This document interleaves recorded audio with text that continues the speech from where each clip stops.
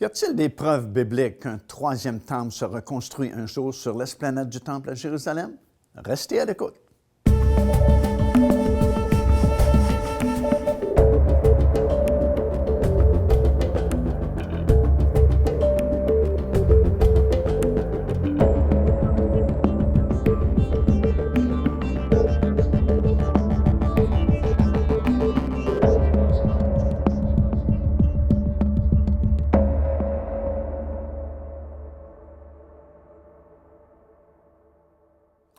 Je suis très heureux de vous accueillir encore une fois à cette émission « Les actualités prophétiques », alors que nous sommes en train de parler encore une fois d'un sujet très intéressant, la construction d'un troisième temple sur l'esplanade du temple à Jérusalem.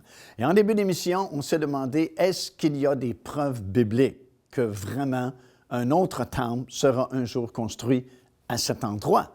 Bien, la réponse est oui, parce qu'il y a plusieurs versets, en fait, qui parlent directement concernant un futur temple, et il y a d'autres versets qui font référence de façon indirectement à une construction future d'un temple sur l'esplanade du temple.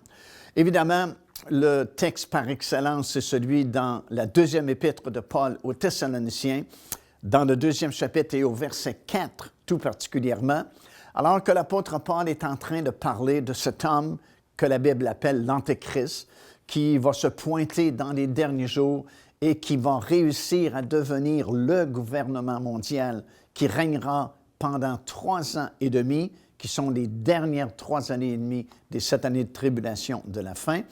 Alors que Paul va nous dire que quand cet homme va finalement réussir dans ses plans pour devenir le gouvernement mondial, quelqu'un va comme l'assassiner, va lui donner un coup d'épée, en fait, c'est écrit noir sur blanc dans votre Bible, c'est avec une épée, et cet homme va tomber comme mort par terre, et on va constater que cet homme est vraiment mort, mais à ce même moment-là, il y a un deuxième personnage qui soudainement fait son apparition sur la scène mondiale, que la Bible va appeler cette fois-là le faux prophète, qui va comme prendre la main de cet homme qui est mort, on vient de constater sa mort, et va le ramener à la vie.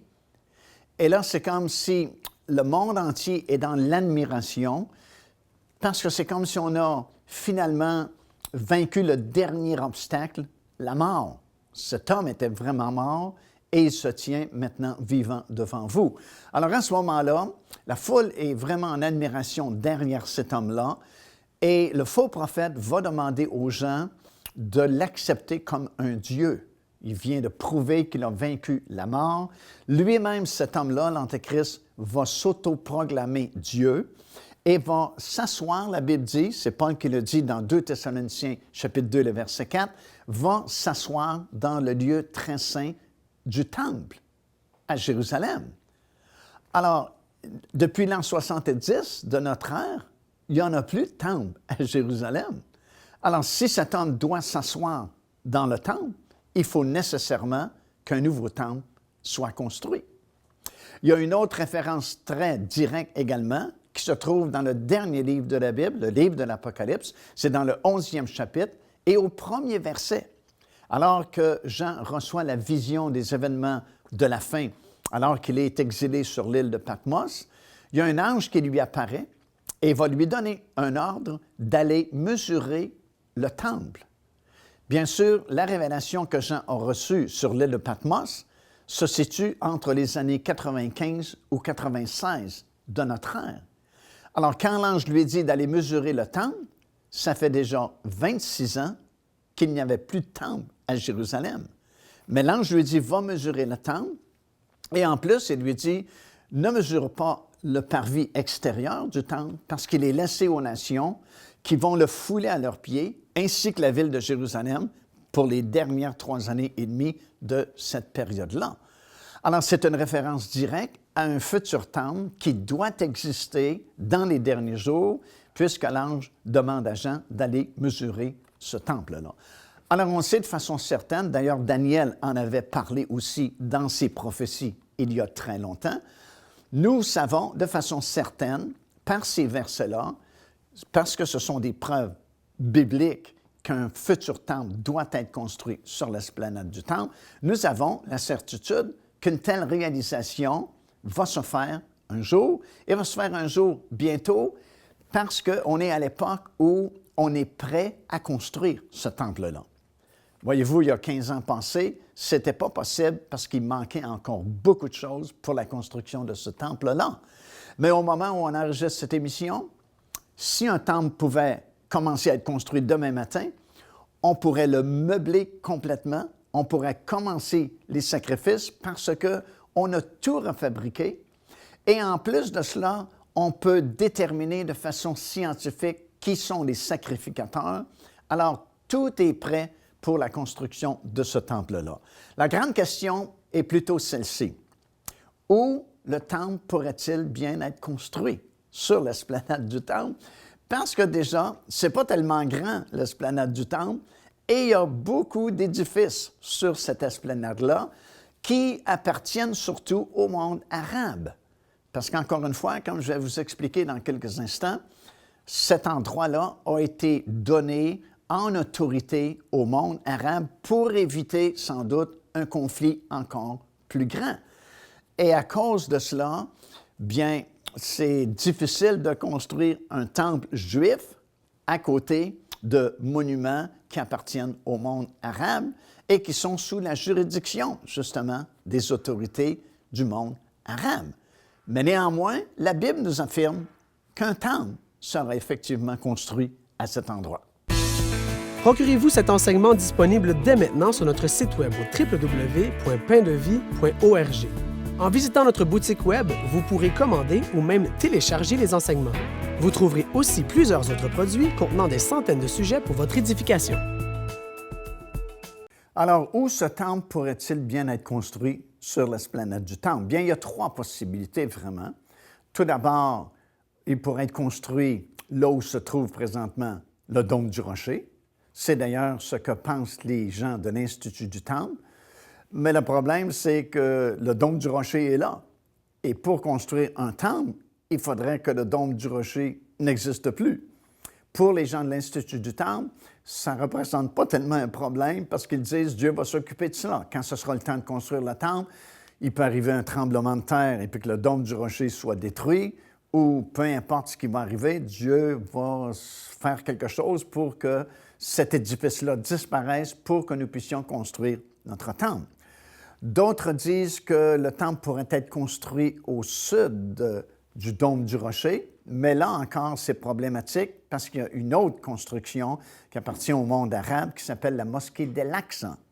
C'est d'ailleurs dans cette petite mosquée, qu'on appelle une mosquée de prière, que Moshe Dayan, en 1967, lors de la fameuse guerre des 6 jours, aurait rencontré les autorités jordaniennes qui possédaient à l'époque la vieille ville de Jérusalem et aurait signé une entente entre eux et lui, ou Israël, pour laisser la juridiction de l'esplanade du temple à la police religieuse arabe qu'on appelle le Waqf.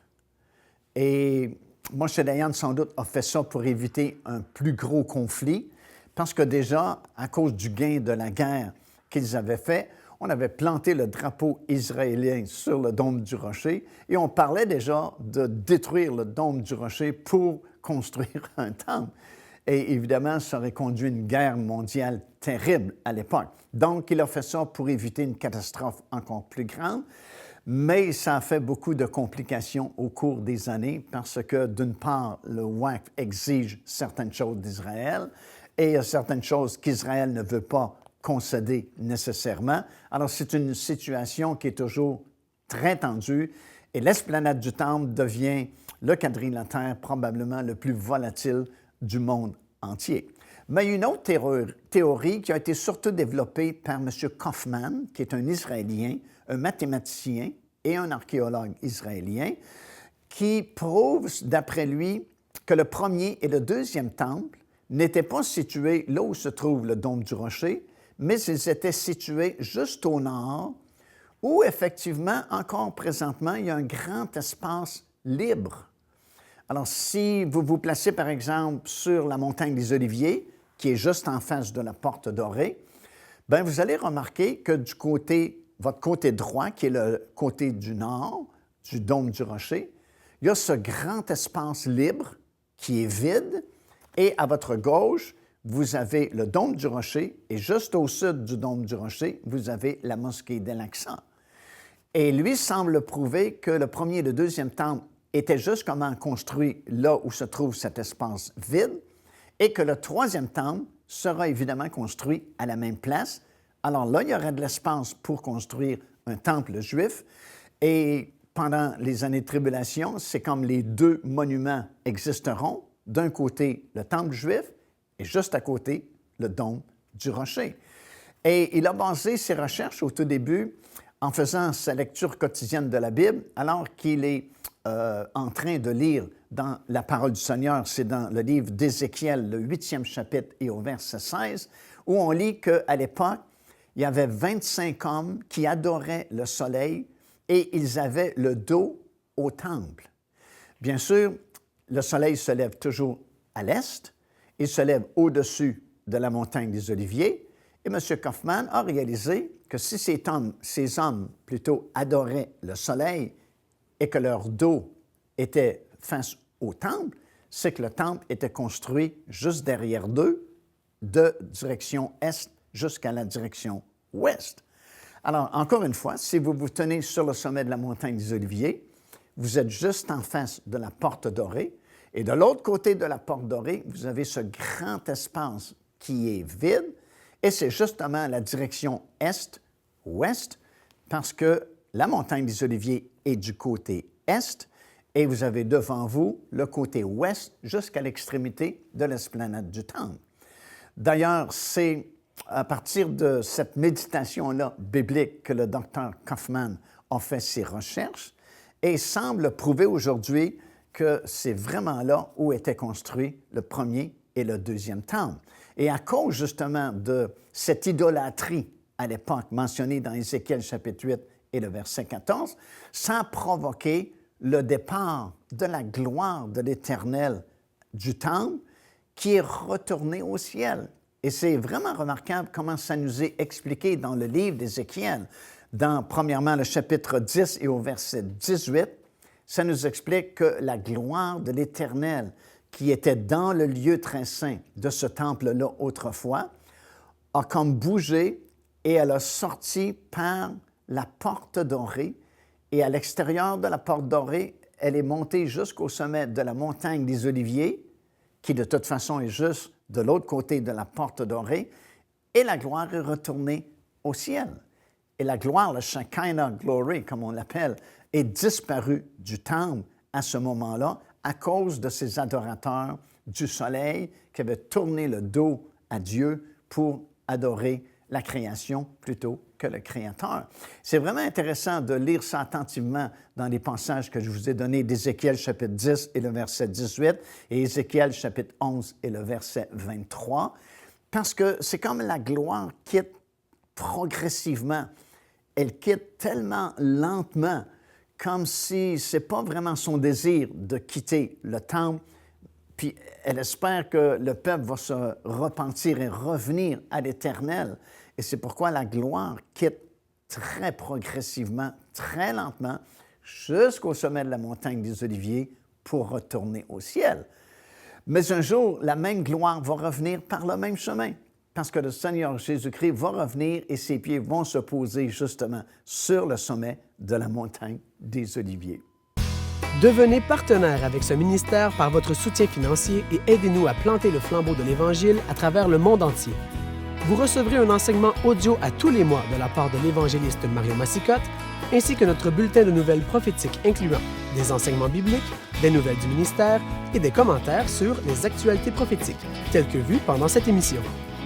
Débutez dès aujourd'hui en visitant notre site web www.paindevie.org ou par courriel à info@paindevie.org ou en nous écrivant à Pain de Vie, casier postal 426 800 Square Victoria, Montréal, Québec, H4Z 1J7.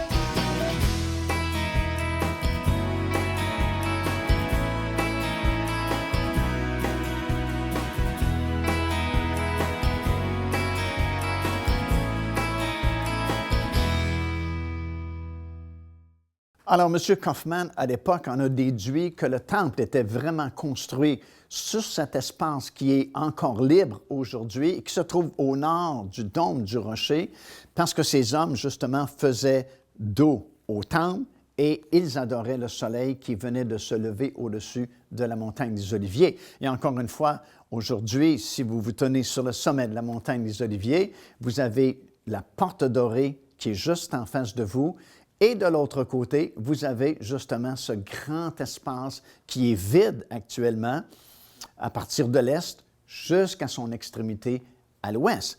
Et c'est très logique ce qu'il a découvert parce qu'il y a plusieurs autres raisons, mais une raison qui est très intéressante, c'est que une fois par année, le souverain sacrificateur devait se tenir sur le sommet de la montagne des Oliviers et il devait faire, comme on a déjà parlé, la purification des prêtres, parce que l'année se terminait à la journée du Yom Kippour. Et pour recommencer une nouvelle année de sacrifice, les sacrificateurs devaient être purifiés avec les cendres de la génisse rousse qui étaient saupoudrées dans l'eau qui venait de la piscine de Siloué. Et alors que le souverain sacrificateur faisait cette cérémonie, il devait voir le sanctuaire pendant qu'il faisait l'aspersion avec le sang des sacrifices qui avaient été faits à l'occasion de la fête du Yom Kippour. Et il faisait cette aspersion en direction du sanctuaire et il devait voir le sanctuaire. Et la seule façon qu'il pouvait voir le sanctuaire de la montagne des Oliviers, par la porte dorée qui, à l'époque, n'était pas bloquée comme elle est aujourd'hui. Si vous voyez les photos de la porte dorée aujourd'hui, vous remarquez que la porte, elle est bloquée, mais à l'époque du Seigneur, on pouvait traverser par la porte dorée et avoir accès à l'esplanade du temple. Bien, si vous vous tenez sur le sommet de la montagne des Oliviers, comme le souverain sacrificateur le faisait à l'époque, il voyait par la porte dorée le sanctuaire qui était justement juste devant lui. Et si vous remarquez bien, étant debout sur le sommet de la montagne des Oliviers, bien, vous allez remarquer que le dôme du rocher est justement plus à votre gauche qu'il l'est enligné avec la porte dorée. Alors, ça semble prouver la théorie de M. Kaufman que le premier et le deuxième temple n'étaient pas situés où se trouve le dôme du rocher actuellement, mais étaient situés justement au nord du dôme du rocher, dans cet espace vide qui existe encore aujourd'hui. Parce que, encore une fois, le souverain sacrificateur devait voir par la porte dorée l'entrée du sanctuaire quand il faisait l'aspersion avec le sang des animaux qui avaient été offerts à cette époque-là. Alors, on réalise qu'il y a l'espace pour construire un futur temple juif, sauf que présentement, ça semble absolument impossible. Écoutez, il y a quelques années, nous étions avec un groupe justement sur le sommet de la montagne des Oliviers, et puis on a une vue extraordinaire sur l'esplanade du temple, justement, et du dôme du rocher et la mosquée d'Al-Aqsa. Et on était là un vendredi, et le vendredi, c'est le sabbat pour le monde arabe. C'est le samedi pour le monde juif, le dimanche pour le monde chrétien, mais le vendredi, c'est la journée du sabbat pour le monde arabe. Et il y avait cette journée-là des centaines et probablement des milliers d'Arabes qui priaient sur l'esplanade du temple et qui parlaient très fort. Et notre guide, qui comprenait l'arabe, me demande si je comprenais ce qu'il disait. J'ai dit non, parce que je ne comprends pas leur langue. J'ai dit, de quoi parle-t-il? Bien, le guide dit, ils sont en train de faire des imprécations contre Israël, en train de maudire Israël, qu'on veut jeter Israël à la mer. Et puis, quand des centaines et peut-être des milliers de personnes crient des choses semblables, bien, il y a comme une motivation qui gagne les personnes et puis ça devient très dangereux. Et souvent, dit-il, la police est obligée d'intervenir parce que là, ils veulent passer à l'action.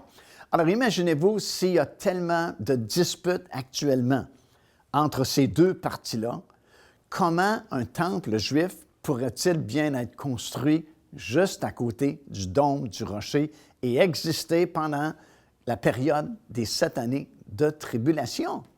Bien, humainement parlant, c'est sûr que c'est impossible. Politiquement parlant, Pensez-y même pas, c'est impossible d'avoir un temple juif à côté du dôme du rocher à être construit demain matin. Mais néanmoins, la Bible le déclare. Et la Bible ne s'est jamais trompée. Et souvent, il y a des situations qui semblent impossibles à régler, mais dans l'espace de 24 heures, tout a changé et tout est devenu possible. Alors, on se fie à la parole de Dieu. La parole nous dit qu'il va y avoir un temple qui va être construit à cet endroit-là. La parole de Dieu nous dit même que cet homme que la Bible appelle l'Antéchrist va s'asseoir dans le lieu très saint du temple et va s'auto-proclamer Dieu, va se proclamer Dieu lui-même. Alors, il faut qu'il y ait un temple qui soit reconstruit. Comment ça va se faire? On n'a pas les détails dans la parole du Seigneur. On a quand même certaines indications, certains indices qui nous sont donnés dans les Écritures. Mais une chose demeure certaine aujourd'hui, la Bible déclare qu'un temple sera construit un jour à cet endroit. Joignez-vous à nous afin de célébrer le Seigneur et entendre le message de la parole de Dieu par l'évangéliste Mario Massicotte. Venez recevoir ce que Dieu a préparé pour vous. Visitez notre site web www.paindevie.org afin de connaître notre itinéraire. Nous serions très heureux de vous rencontrer et de vivre des moments forts avec le Seigneur.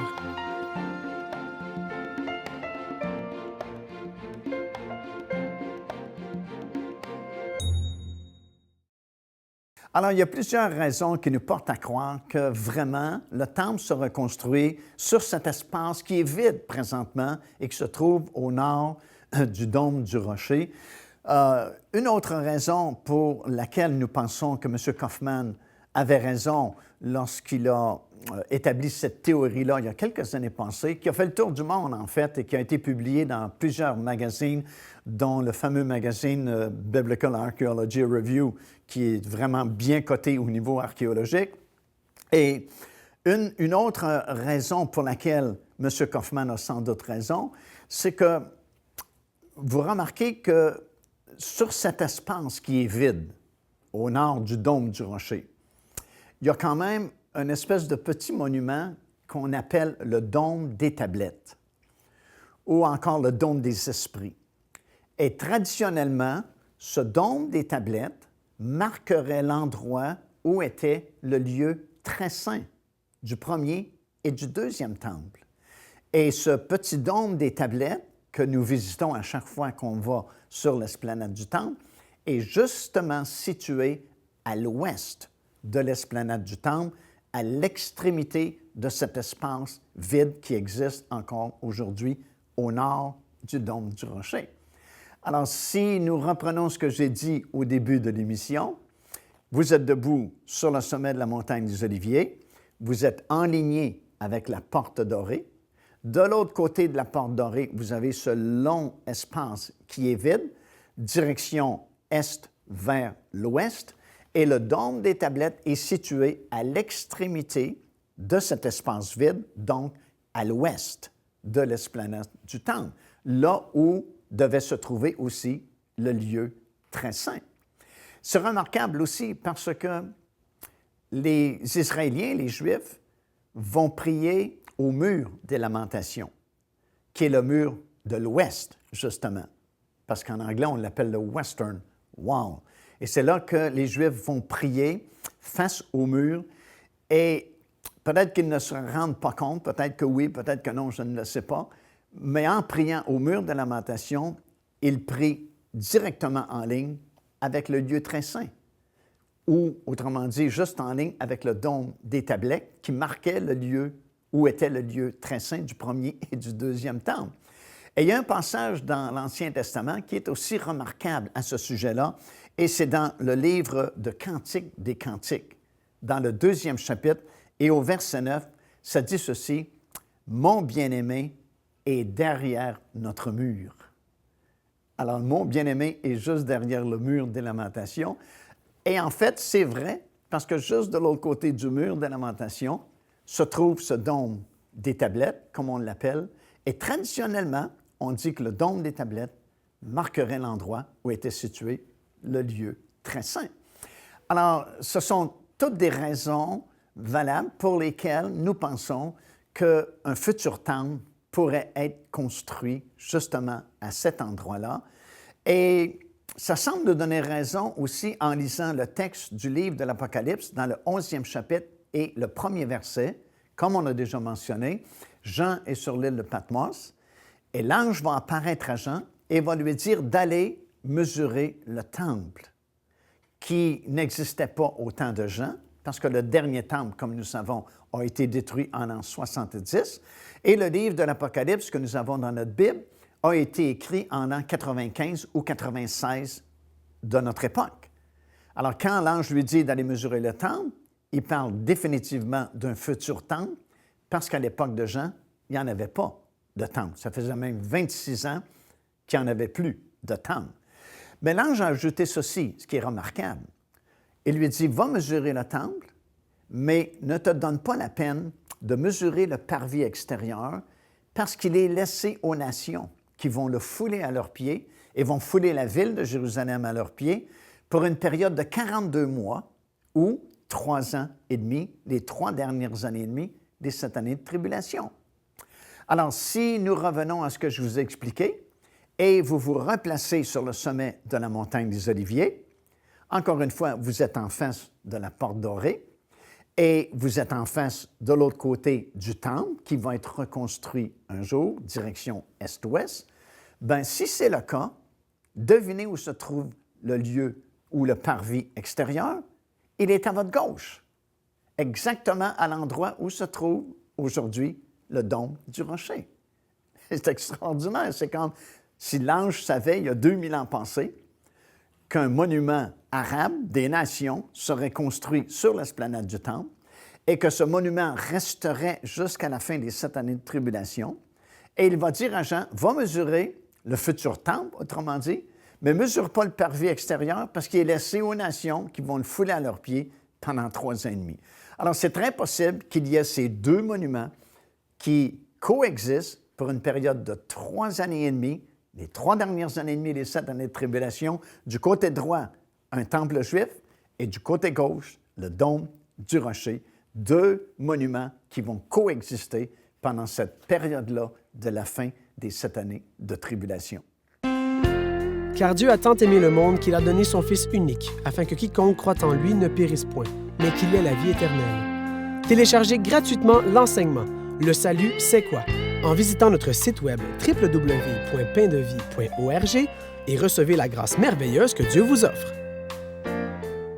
Comme on vient d'expliquer, le fait qu'un futur temple sera construit sur l'esplanade du temple, bien, c'est une autre preuve que l'Église sera enlevée auparavant parce que présentement, nous sommes le temple du Dieu vivant. Et si on doit construire un autre temple, bien, c'est qu'on change de dispensation, on est dans une autre époque. On n'est plus dans le temps de la grâce, on n'est plus dans le temps de l'histoire de l'Église, parce qu'on revient aux anciennes méthodes d'autrefois, de l'ancienne alliance, alors qu'il y avait un temple et des sacrifices qui étaient faits des animaux, que nous n'avons pas besoin aujourd'hui parce que le sacrifice parfait a été fait par le Seigneur Jésus-Christ. Et si nous l'acceptons, lui-même vient habiter en nous et nous devenons le temple du Dieu vivant, comme il est écrit dans la parole de Dieu. Alors, voilà une preuve de plus que nous ne serons pas là durant ces 7 années de tribulation, mais nous serons avec le Seigneur là-haut dans le ciel. Procurez-vous cet enseignement disponible dès maintenant sur notre site web au www.paindevie.org. En visitant notre boutique web, vous pourrez commander ou même télécharger les enseignements. Vous trouverez aussi plusieurs autres produits contenant des centaines de sujets pour votre édification.